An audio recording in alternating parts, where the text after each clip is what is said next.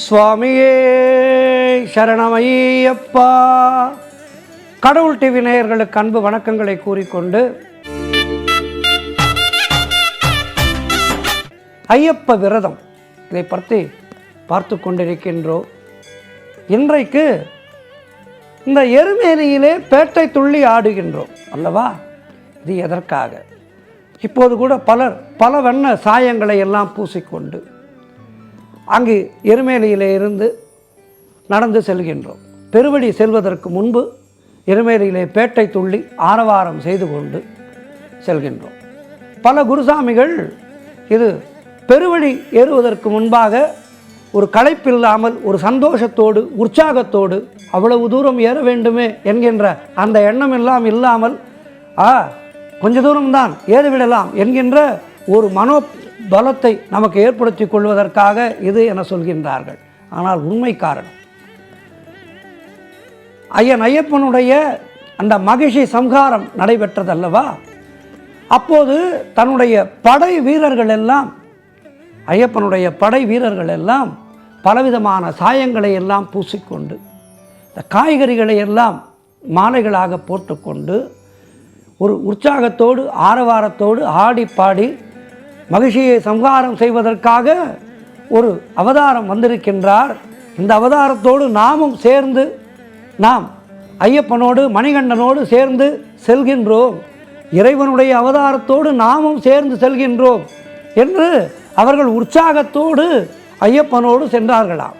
அப்படி அவர்கள் செல்லும்போது ஐயப்பனும் தானும் அப்படி வண்ணங்களை எல்லாம் பூசிக்கொண்டு நீயும் ஒன்று நானும் ஒன்று என நமக்குள் பேதம் இல்லை என்கின்ற எண்ணத்தோடு ஐயப்பனும் சாயங்களை எல்லாம் பூசிக்கொண்டு அவர்களோடு நடனமாடி உற்சாகத்தோடு இந்த மகிழ்ச்சி சம்ஹாரத்துக்காக சென்றாராம்.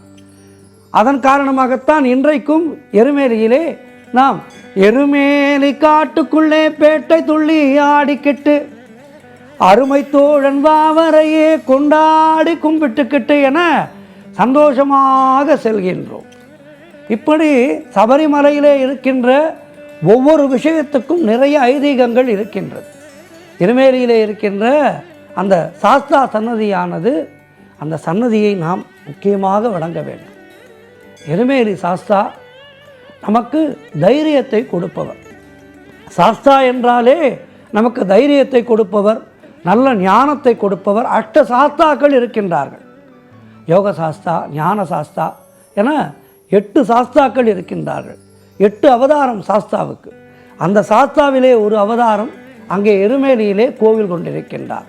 நாம் சபரிமலைக்கு செல்கின்ற அந்த வேளையிலே பேட்டை துள்ளிவிட்டு பேரானந்தம் கண்டுவிட்டு சாஸ்தாவை வணங்க வேண்டும். சாஸ்தாவை வணங்கி நாம் பெருவழி ஏறப்போகின்றேன், ஐயன் ஐயப்பனை தரிசிக்கப் போகின்றேன், எனக்கு நல்லருள் புரிவாயாக, நான் மலை ஏறுவதற்கு எனக்கு நல்ல தெம்பையும் தைரியத்தையும் கொடுத்து காப்பாயாக என சாஸ்தாவை வணங்க வேண்டும். முடிந்தால் அங்கு சாஸ்தாவுக்கு ஒரு தேங்காய் உடைத்து விட்டு சாஸ்தாவை 3 முறை வலம் வந்து வணங்க வேண்டும். அப்படியே சொல்லக்கூடாது. பல சாமிமார்கள் செய்கின்ற தவறு என்ன செய்கின்றார்கள்? சாஸ்தா கோவிலுக்கு சென்று இப்படி செய்துவிட்டு போகின்றார்கள். அப்படி செய்யக்கூடாது. நமக்கு சபரிமலை பயணம் என்று வந்துவிட்டால் அந்த சபரிமலையை தவிர வேறு எந்த விதமான எண்ணமும் இருக்கக்கூடாது. அதற்கு என்ன வேண்டும்? மனதை நன்றாக ஐயப்பனோடு ஐக்கியப்படுத்தி கொள்ள வேண்டும். அப்படி ஐக்கியப்படுத்தி கொண்டு ஒவ்வொரு சன்னதியிலேயும் நின்று நிதானமாக சாஸ்தா சன்னதிக்கு முதலிலே எருமேலி செல்கின்றோமா, எருமேலியிலே சாஸ்தா சன்னதியிலே நன்கு அவரை கண்குளிர தரிசனம் செய்ய வேண்டும். கண்குளிர தரிசனம் செய்ய வேண்டும். கண்ணை மூடிக்கொள்ளக்கூடாது. பலர் எல்லா கோவில்களிலுமே செய்கின்ற ஒரு தவறு, கோவிலுக்கு சென்று விட்டு உடனடியாக கண்ணை மூடிக்கொள்கின்றோம். கண்ணை மூடிக்கொள்வதற்காகவா கோவிலுக்கு செல்கின்றோம்? இறைவனை நன்ற கண்ணார தரிசிக்க வேண்டும். கண்ணார கண்டு காதார கேட்டு ஐயா உனை தரிசிக்க வேண்டும். காதால் அவனுடைய மந்திரங்களை நிறைய கேட்க வேண்டும். நமக்கு சொல்லத் தெரியவில்லை என்றாலும், சமஸ்கிருத மந்திரங்களை சொல்லத் தெரியவில்லை என்றாலும் காதால் அவனுடைய நாமங்களை நிறைய கேட்க வேண்டும். கண்ணார அவனை தரிசிக்க வேண்டும். கண்ணார தரிசித்து கேசாதி பாதம் தரிசிக்க வேண்டும். எந்த ஆலயத்துக்கு சென்றாலும் கண்களை மூடிக்கொள்ளக்கூடாது. கண்களை மூடி தியானம் என்பது எங்கே செய்ய வேண்டும்? ஆலயத்திலே ஒரு பக்கமாக அமர்ந்து கொண்டு நாம் இதுவரை பார்த்து ரசித்த அந்த இறைவனுடைய உருவத்தை, எந்த கோவிலாக இருக்கட்டும், ஐயப்பன் கோவிலாக இருக்கட்டும், முருகன் கோவிலாக இருக்கட்டும், பெருமாள் கோவிலாக இருக்கட்டும், இது நான் பொதுவாக சொல்கின்றேன். எந்த கோவிலாக இருந்தாலும் அந்த கோவிலிலே முறையாக கண்ணார தரிசிக்க வேண்டும். கண்ணை திறந்து பாரு என்ன பெரியவர்கள் சொல்வார்கள் அல்லவா, இதுதான் அது. கண்ணை நன்றாக திறந்து பார்த்து தரிசனம் செய்ய வேண்டும். தரிசனம் செய்துவிட்டு பிரதட்சணம் செய்துவிட்டு கோவிலிலே மாடத்திலே அமர்ந்து கொண்டு தியானத்திலே அமர வேண்டும். அப்போது என்ன செய்ய வேண்டும்? நம்முடைய பிரார்த்தனைகளை எல்லாம், ஐயா உன்னுடைய பாதத்திலே சமர்ப்பித்து விட்டேன், என்னை காப்பாயாக, எனக்கு உன்னை என்று வேறு யாரும் இல்லை என நாம் வழிபட்ட தெய்வத்திடம் நம்முடைய கோரிக்கைகளை தியானத்திலே இருக்கும்போது சொல்ல வேண்டும். நாம் தியானத்திலே இருக்கும்போது நாமும் இறைவனும் பேசுகின்றோம். தியானம் என்பது ஏதோ சாதாரணமான விஷயம் அல்ல. கொஞ்சம் கொஞ்சமாக பயிற்சி செய்து கொண்டு தியானத்தை நாம் கைக்கொள்ளும்போது நாம் சொல்கின்ற அந்த பிரார்த்தனையானது இறைவனுடைய செவிகளிலே சென்று சேரும். அப்போது நாம் என்ன செய்ய வேண்டும்? நமக்காக பிரார்த்தனை செய்யக்கூடாது, பிறருக்காக பிரார்த்தனை செய்ய வேண்டும். கோடி வீட்டிலே இருக்கின்ற அவருக்கு இந்த பிரச்சனை இருக்கின்றது, அவருடைய பிரச்சனை தீர்ந்து, நோய் தீர்ந்து நன்றாக இருக்க வேண்டும், அதற்கு நீ வழி செய்வாயாக என நம் அருகிலே இருப்பவர்களுடைய குறைகளுக்காக நாம் பிரார்த்தனை செய்ய வேண்டும். அப்படி அவர்களுக்காக நாம் பிரார்த்தனை செய்யும்போது நம்முடைய குறைகளையும் சேர்த்து இறைவன் தீர்த்து வைப்பான். ஒருவன் நன்றாக இருக்க வேண்டும் என்று நாம் நினைக்கும் போதே நாமும் நன்றாக இருக்க தொடங்குவோம். ஆகவே கோவிலுக்கு செல்லும்போது முறையாக இவற்றையெல்லாம் நாம் கருத வேண்டும், அதை செயல்படுத்த வேண்டும். இப்படி எருமேலியிலிருந்து பேட்டை துள்ளி செல்கின்றார்கள். காய்கறிகளால் மாலை போட்டுக்கொள்கின்றார்கள், காய்கறிகளால் தன்னுடைய உருவத்தை மறைத்து கொள்கின்றார். அதற்கு காரணம், அந்த காலத்திலே போருக்கு செல்லும்போது எதிரிகள் தம்மை கண்காணிக்காமல் இருக்க வேண்டும், எதிரிகளிடம் நாம் மாட்டிக்கொள்ளாமல் இருக்க வேண்டும் என்பதற்காக அப்போது இந்த காய்கறி மாலைகளை எல்லாம் போட்டுக்கொண்டு சென்றார்கள். ஐயப்பனோடு சென்ற அந்த படை வீரர்கள். இப்போது நாம் காய்கறி மாலையெல்லாம் போட்டுக்கொள்ள வேண்டும் என்ற அவசியமில்லை, ஆனால் நீயும் நானும் பேதமில்லை என்பதை விளக்குகின்ற அந்த ஒப்பற்ற தத்துவம், அந்த தத்துவத்தை விளக்குவதுதான் நம்மேல் சாயம் பூசிக்கொள்வது. அந்த சாயத்தை பூசிக்கொண்டு இதில் இன்னொரு மிகப்பெரிய ஒரு தத்துவமும் இருக்கின்றது. இந்த மானிட வாழ்வு என்பது நாம் சாயம் பூசிக்கொண்டு வந்திருக்கின்ற ஒரு விஷயம்தான். ஒரு வீட்டிலே ஒரு தாய்க்கும் தந்தைக்கும் மகனாக பிறக்கின்றோம் என்றால் அதுவே ஒரு சாயப்பூச்சு தான். போன ஜென்மத்திலே எங்கிருந்தோம் நமக்கு தெரியாது, என்னவாக இருந்தோம் நமக்கு தெரியாது. ஆனால் இந்த ஜென்மத்திலே இன்னாருக்கு மகனாக பிறந்து, இன்னாருக்கு கணவனாகவோ, இன்னாருக்கு மனைவியாகவோ இருந்து நம்முடைய வாழ்க்கையை நாம் நடத்துகின்றோம். அப்படி நடத்துகின்ற போது இந்த வாழ்க்கையானது எப்படி இருக்க வேண்டும்? பிறருக்கு உதவுவதாக இருக்க வேண்டும். இந்த ஜென்மத்தோடு ஜென்மம் கிடைத்தேற வேண்டும். அந்த மனித உடல் என்கின்ற அந்த சாயமானது நம்மை விட்டு போக வேண்டும், இறைவனோடு கலக்க வேண்டும். மகர ஜோதி என்று சொல்கின்றோம். என்ன மகர ஜோதி? நமக்குள்ளே இருக்கின்ற ஆன்மா, அதுதான் ஜோதி. அந்த ஜோதியை தரிசிக்கும் போது நீயும் உண்டு நானும் உண்டு என்று சொல்கின்ற அந்த ஐயப்பனுடைய தத்துவமானதை மேற்கொண்டு இந்த வாழ்கின்ற காலத்திலே, மீதி இருக்கின்ற வாழ்விலே நம்முடைய குறைகளை எல்லாம் குறைத்து கொண்டு அவற்றை முழுமையாக அகற்றிவிட்டு தெய்வமாக மாற வேண்டும். பிறவி பெருங்கடலை நீந்துவிட வேண்டும், மறுபடியும் பிறவாத ஒரு வரத்தை பெற வேண்டும் என்பதுதான் இதனுடைய ஆழ்ந்த தத்துவம். ஆகவே ஏதோ மலைக்கு போகின்றோம், சாயம் பூசிக்கொண்டோம், பேட்டை துள்ளினோம் என்று இருக்கக்கூடாது.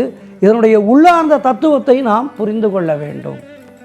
அப்படி புரிந்து கொண்டு இந்த வாழ்க்கையை நடத்தினால் இந்த வாழ்க்கையானது நமக்கு மிக மிக செம்மையாக இருக்கும். எருவேலி பேட்டை துள்ளல் என்பது நமக்கு அளிக்கின்ற மிகப்பெரிய வாழ்க்கை தத்துவம் இதுதான். எருமேலியிலே குளிக்க வேண்டும். முதல்ல இறங்கி எருமேலியிலே ஸ்நானம் செய்துவிட்டு பிறகு இந்த சாயங்களை எல்லாம் பூசிக்கொண்டு சாஸ்தாவை தரிசித்துவிட்டு பலர் எருமேலியிலே மறுபடியும் குளிக்கின்றார்கள். அது தவறு. எருமேலி சாஸ்தாவை தரிசித்த பிறகு அப்படியே பயணத்தை தொடங்க வேண்டும். அதன் பிறகு நாம் காளைகட்டி செல்கின்றோம். காளைகட்டியிலே மீன்களுக்கெல்லாம் பொரியை போட்டுவிட்டு அதன் பிறகு நம்முடைய அடுத்த கட்ட பயணத்தை தொடங்க வேண்டும். மீன்களுக்கு பொறி போடுவது என்பது அது மிகப்பெரிய தத்துவம். நாம் கண்ணுக்கு தெரியாமல் நிறைய பாவங்கள் செய்வோம். அந்த கண்ணுக்கு தெரியாமல் செய்கின்ற பாவங்களை எல்லாம் இப்படி மீனுக்கு இறை போடும்போது அந்த பாவங்கள் காணாமல் போகும். அந்த பாவங்களால் நமக்கு ஏற்படுகின்ற தோஷங்கள் தீரும். பொதுவாகவே நாம் எருமேலி அந்த காளைகட்டியில் மட்டுமல்ல, ஒரு ஆலயத்துக்கு செல்கின்றோம் என்றால் அந்த ஆலயத்திலே திருக்குளங்கள் இருந்தால், உதாரணத்துக்கு கபாலீஸ்வரர் கோயில் செல்கின்றோம், கபாலீஸ்வரர் கோயில் திருக்குளத்திலே நிறைய மீன்கள் இருக்கின்றது. அந்த மீன்களுக்கு பொறி வாங்கி போட வேண்டும். மீன்களுக்கு பொறி வாங்கி போட்டால் நம்முடைய ஜாதகத்திலே இருக்கின்ற கடுமையான தோஷங்கள் நீங்கும். அந்த தோஷங்களால் நமக்கு ஏற்படுகின்ற கெடு பலன்கள் குறையும் நிச்சயமாக. ஆகவே ஜோதிட ரீதியாகவும் இதனை நாம் செய்யலாம். ஏனென்றால் எல்லா ஜோதிடர்களும் நம்முடைய அந்த ஜாதகத்தை பார்த்து உண்மையான பலன்களை சொல்லுவார்கள் என்று நமக்கு தெரியாது. நமக்கு நாமே ஒரு சில பரிகாரங்களை செய்து கொள்ளலாம். ஜோதிடர் பார்த்துத்தான் சொல்ல வேண்டும் என்று இல்லை. நமக்கு நாமே ஜோதிட ரீதியாக ஒரு சில பரிகாரங்களை செய்து கொள்ளலாம். அப்படிப்பட்ட பரிகாரங்களிலே ஒன்று இந்த மீன்களுக்கு பொறி போடுகின்ற ஒரு வழக்கம். மீன்களுக்கு பொறி போட்டால் நிச்சயமாக கடுமையான ஜாதக தோஷங்கள் இருந்தால் அவற்றிலிருந்து நமக்கு கொஞ்சம் கொஞ்சமாக விடுதலை கிடைக்கும். ஆகவே சபரிமலை செல்லும்போது மட்டுமல்ல, மற்ற திருக்கோயில்களுக்கு நீங்கள் செல்கின்றீர்கள் என்றால் அந்த திருக்கோயில்களிலே இருக்கின்ற திருக்குளங்களிலே இருக்கின்ற மீன்களுக்கு பொறி வாங்கி போடுங்கள். அப்படி பொறி வாங்கி போடும்போது உங்களுடைய ஜாதக ரீதியாக இருக்கின்ற கெடு பலன்கள் நிச்சயமாக கொஞ்சம் கொஞ்சமாக குறையும். ஆக சபரிமலை பயணம் ஆனந்தமாக துவங்கிவிட்டோம். எருமேலியிலே பேட்டை துள்ளி பேரானந்தம் கண்டு காளை கட்டி அங்கு மீன்களுக்கு எல்லாம் பொரியை போட்டுவிட்டு நடக்கின்றோம் பெருவழி நோக்கி. அழுதையிலே ஸ்நானம் செய்கின்றோம். எருமேலி விட்டது பிறகு அழுதையிலே தான் ஸ்நானம் செய்ய வேண்டும். அழுதா நதி பம்பாவை போல் மிக மிக புண்ணியமான நதி.